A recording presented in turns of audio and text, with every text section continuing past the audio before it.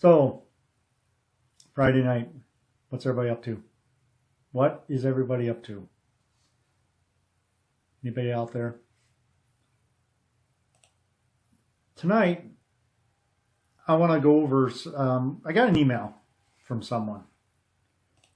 And it is from, I had, my notes. I always got to have my notes because I can never remember anything. But if you guys can hear me, please click that wow button. That way I know you guys can actually hear me. Because, as you know, on Facebook Live, you can't tell how loud your volumes are. You can't listen to yourself. So, anyhow, tonight, I just want to answer a question. Okay, Becky from Melbourne, Australia, actually emailed me and asked, okay, how do you prepare for a hunt?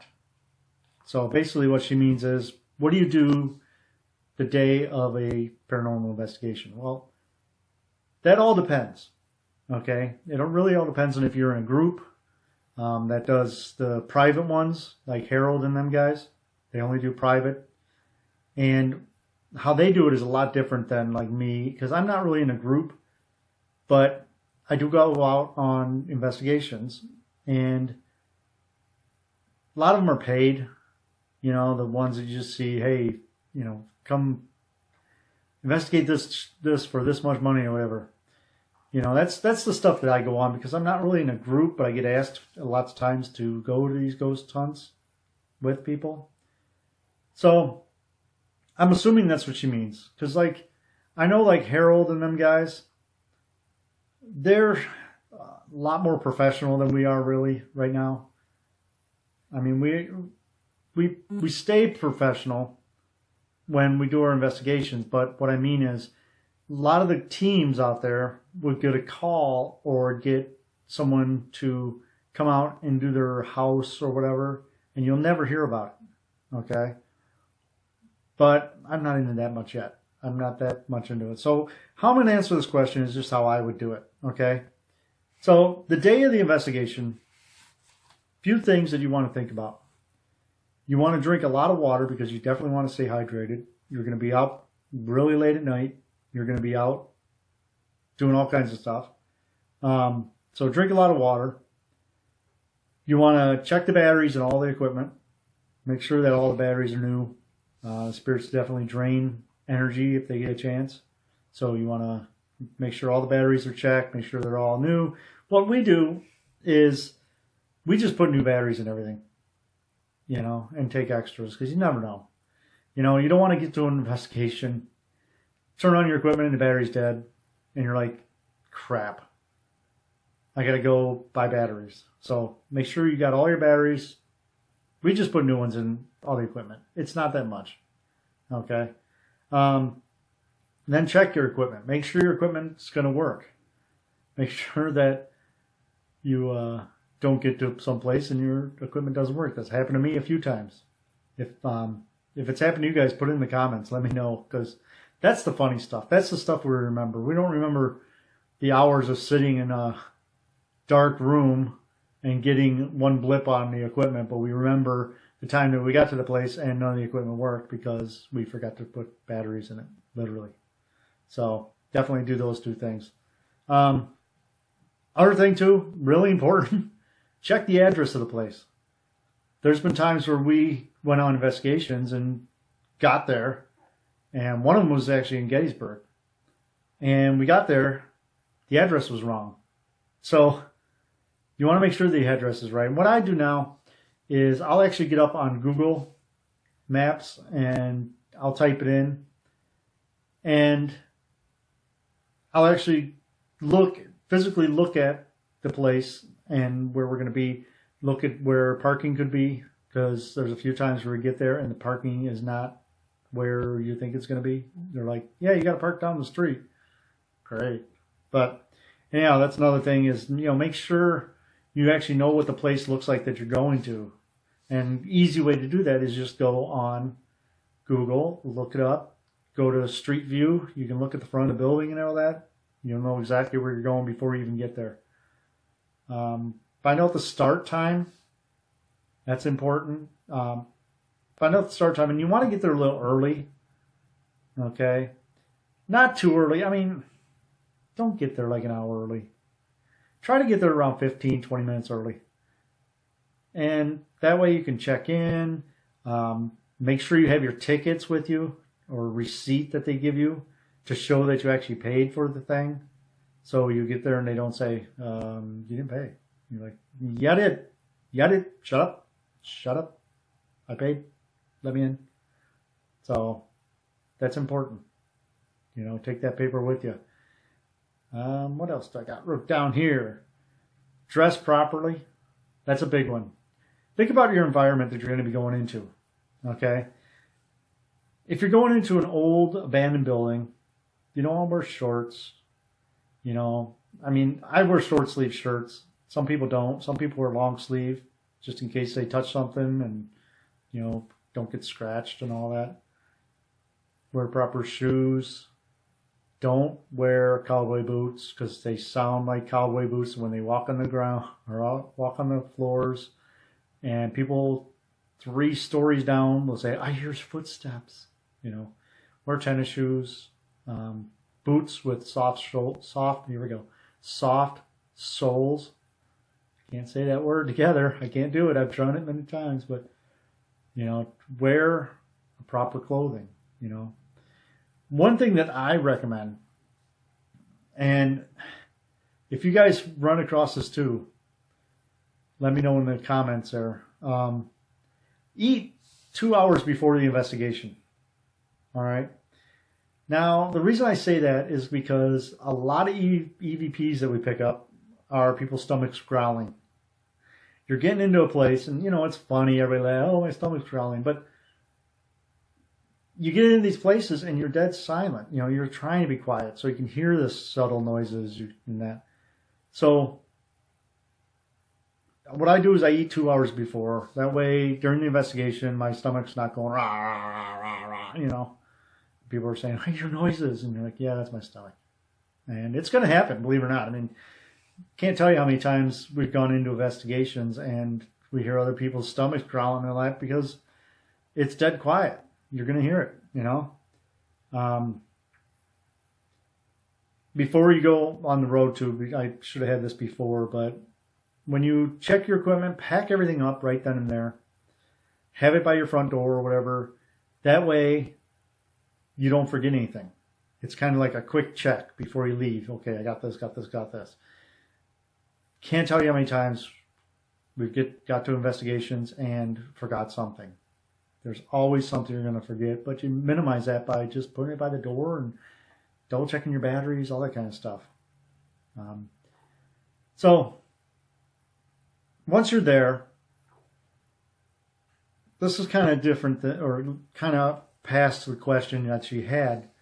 But once you're there doing the investigation, be respectful of the place, be respectful of the people that are hosting it, be respectful of the spirits.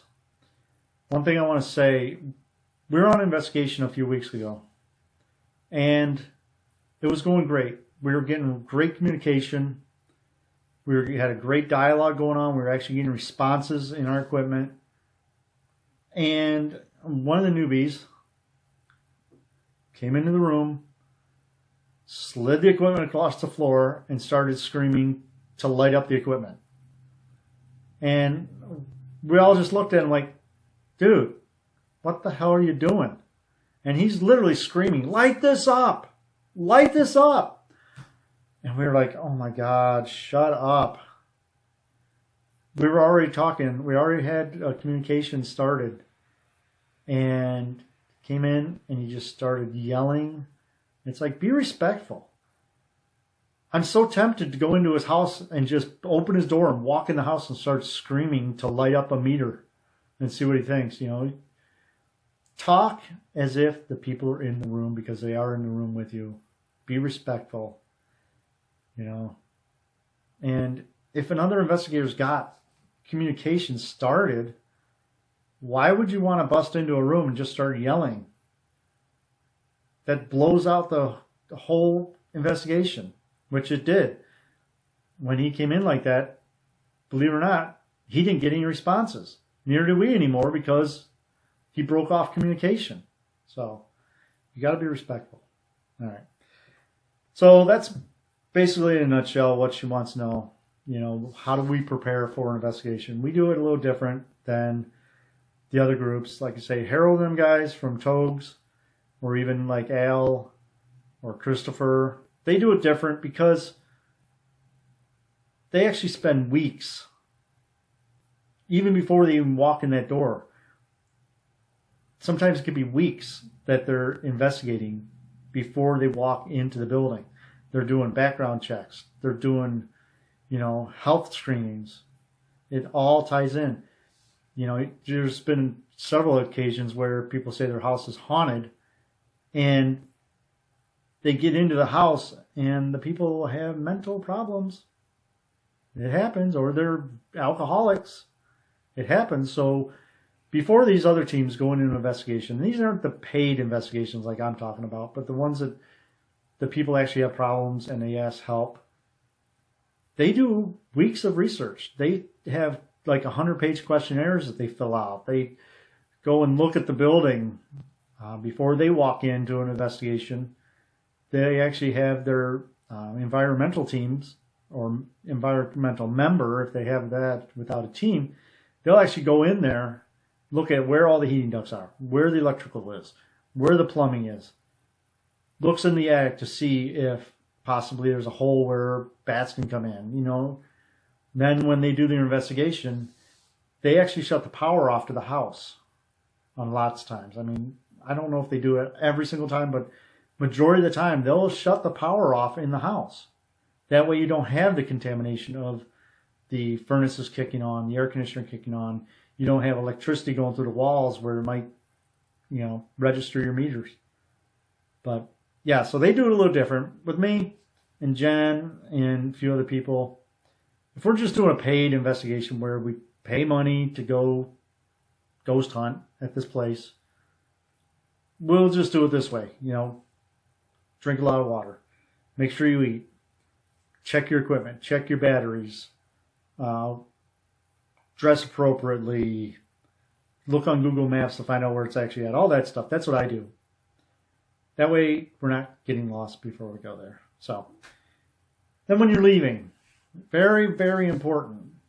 And when you leave an investigation, you want to do a closing prayer, whether you're religious or not. Okay? Doesn't matter what religion you are. And it really doesn't have to be a prayer, but you want to get everybody together. You want to put your equipment outside. Let it sit outside for 5 or 10 minutes.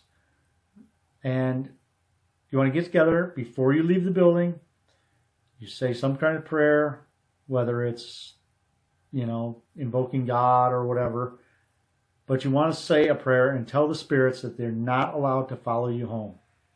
They are not allowed to leave the building that you are leaving. They have to stay there. They're not allowed to attach to you. They're not allowed to follow you home. They're not allowed to call you on the phone, you know, all that. Because attachments are a real thing. They happen to a lot of people. So you definitely have to do a closing prayer of some sort. Lately, like when I leave the Gill house, I'll just look back and say, all right, any spirits, you're not allowed to attach to me. You have to stay here. You know, when we leave, where do we, like the place in Bowling Green we went to last weekend. I just stopped at the threshold of the door and said, any spirits that are here, you're not allowed to follow me home. Stay in the building. Don't follow me home. Okay? So that's very important. I mean, we joke around about that a lot, but that is very important. Do your closing prayer.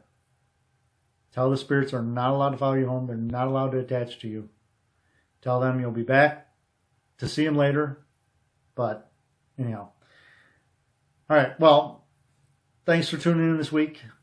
I see Jen's on. I don't like when I'm doing these, you know, if you guys want to leave comments or that, you're free to. I'm not going to get off track and answer all the comments because then I'll just be answering the comments and you guys won't hear what I want to say. It's my prerogative, right? Okay. But, you know, If you like this video, please, please, please click the thumbs up or the wow. And if you have any questions or that, leave them in the comments and I'll answer them. But if not, we'll say goodbye for the week. I don't know what I'm going to have on tap for next week. Hopefully it'll be a lot better than this one. Always trying to make them better. But I really wanted to answer this question.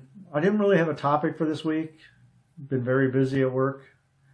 But when I got home, I saw this email and she asked, how we prepare. So I figured I'd answer it.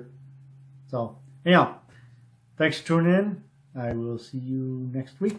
All right. Goodbye.